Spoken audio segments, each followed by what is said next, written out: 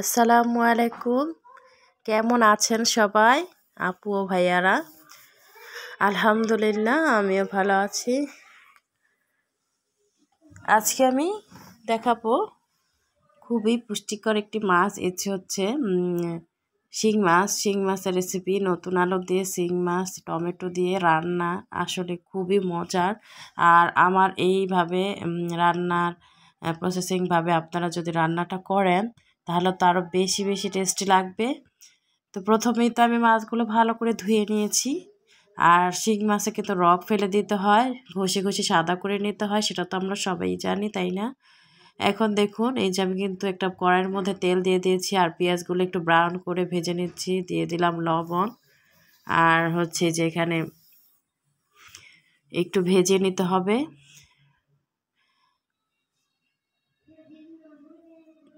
আপুরা যারাই আমার ভিডিওটি ক্লিক করেছেন প্লিজ আপনারা লাইক অবশ্যই দিবেন।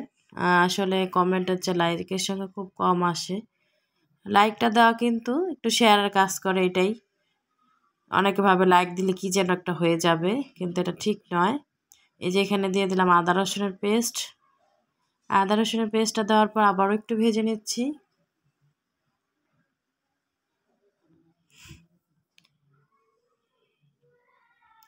এখানে কিন্তু পেঁয়াজটা যেহেতু লালচে কালার হয়ে গেছে, যাতে করে পুড়ে না যায়, আর পুড়ে গেলে তো তরকারির আসল সুন্দর ঘ্রাণ নষ্ট হয়ে যাবে। তো সেজন্য আমি এখানে পানি দিয়ে দিলাম। আর হলো এখানে হলুদের গুঁড়ো দিয়ে দিচ্ছি। হলুদের গুঁড়ো আমি প্রায় 2.5 চা চামচ দিলাম। আর মরিচের গুঁড়ো দিয়ে দিচ্ছি, যেহেতু আমি আলু দিয়ে রান্নাটা করব।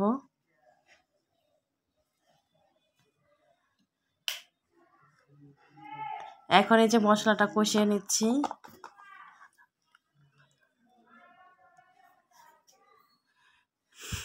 মশলাটা এই যে এখানে আমি আবারও একটু সামান্য পানি দিয়ে আবারও কষিয়ে নিচ্ছি।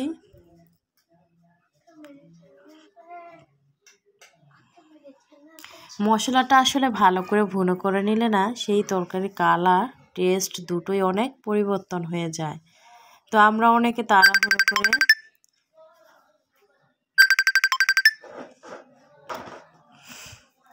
এখন এই যে মাছগুলো তো আমার ভালো করে ধোয়া হয়ে গিয়েছে। তো এখন এই যে ভুনা মশলার মধ্যে এক এক করে মাছগুলো দিয়ে দিচ্ছি।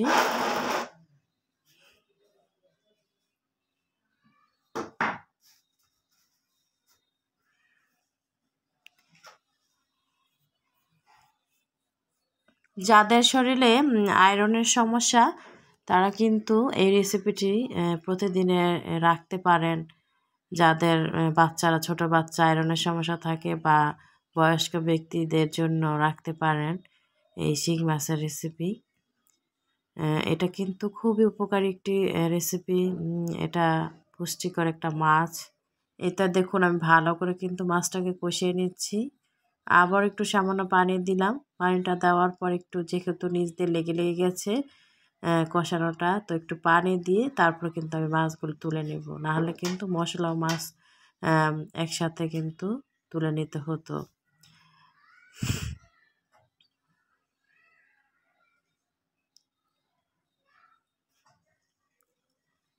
এই তো আমি আর একটু সামান্য পানি দিলাম, যাতে করে মশলাটা মাছ থেকে ছেড়ে দেয়, আর মাছগুলোকে তুলে আমি যাতে করে আলুগুলো দিতে পারি এর মধ্যে।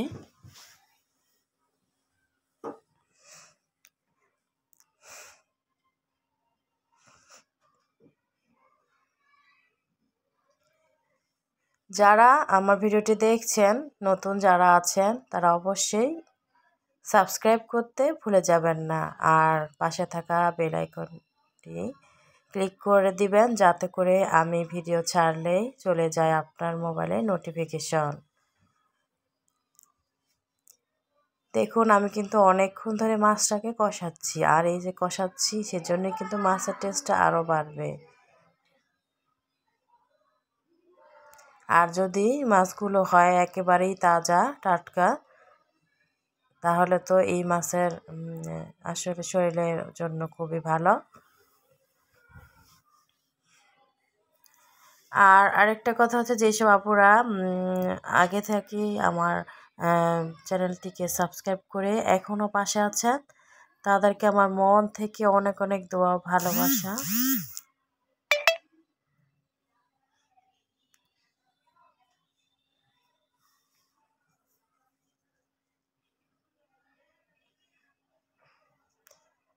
এখন কিন্তু এই যে মাছগুলোকে আমি তুলে নিচ্ছি।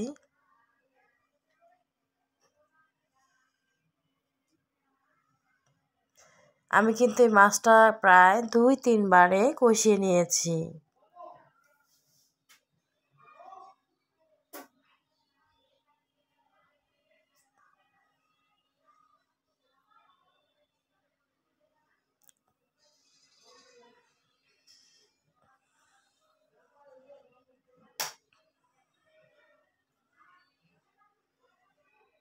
এখন আমি দেখুন এই যে আলুগুলোকে গোল করে সাইজ করে কেটে, এই তো স্লাইস করে কেটে রাখা আলু আমি কিন্তু দিয়ে দিচ্ছি মশলার মধ্যে। এখন এই মশলার মধ্যে ভালো করে কষিয়ে নেব নেড়ে চেড়ে।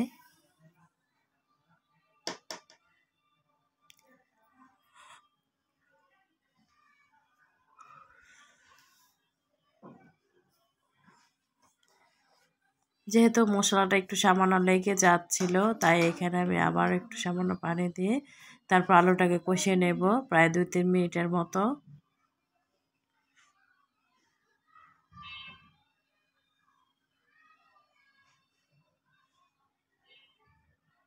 আসলে একটা রান্না করতে হলে না খুব মনোযোগ সহকারে সুন্দর করে করতে হয়, না হলে কিন্তু সেই রান্নাটা নষ্ট হয়ে যায়, তখন আর খেতে ভালো লাগে না।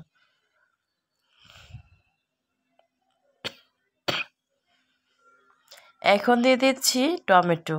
এই টমেটোটা এই আলুর সঙ্গে কষিয়ে নিলে না আরও বেশি ভালো লাগে, ঝোলটা একটু ঘনত্ব হয় আর খুবই মজার হয়।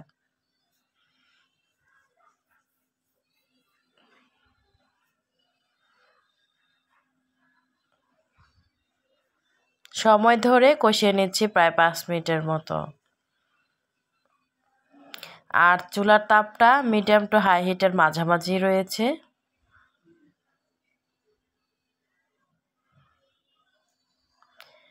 এই তো এখন কিন্তু এর মধ্যে আমি পানি দিয়ে দিয়েছিলাম, আর পানিটা কিন্তু বলক উঠে গিয়েছে, আপনারা দেখতেই পাচ্ছেন।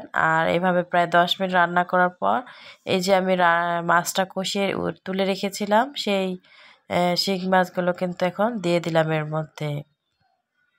আর দেখুন আলুটা কিন্তু কষাতে কষাতে অনেকটাই সিদ্ধ হয়ে এসেছিল।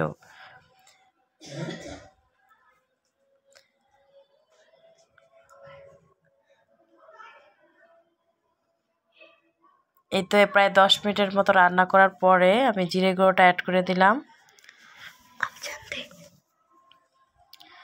জিরে গুঁড়োটা দিলে কিন্তু তরকারির কালারটাই চেঞ্জ হয়ে যায়। বা এখানে আপনারা শাক বাটাটা দিতে পারেন। এবার আবারও 5 মিনিট পর আমি ধনিয়া পাতা কুচিটা অ্যাড করে দিলাম।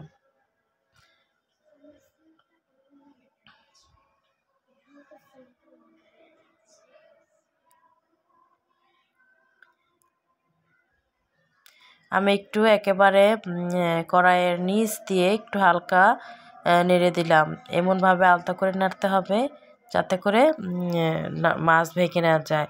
দেখুন কালারটা কত সুন্দর হয়েছে, আপনারা কিন্তু দেখেই বুঝতে পারছেন এই তরকারিটা কতটা মজার হবে।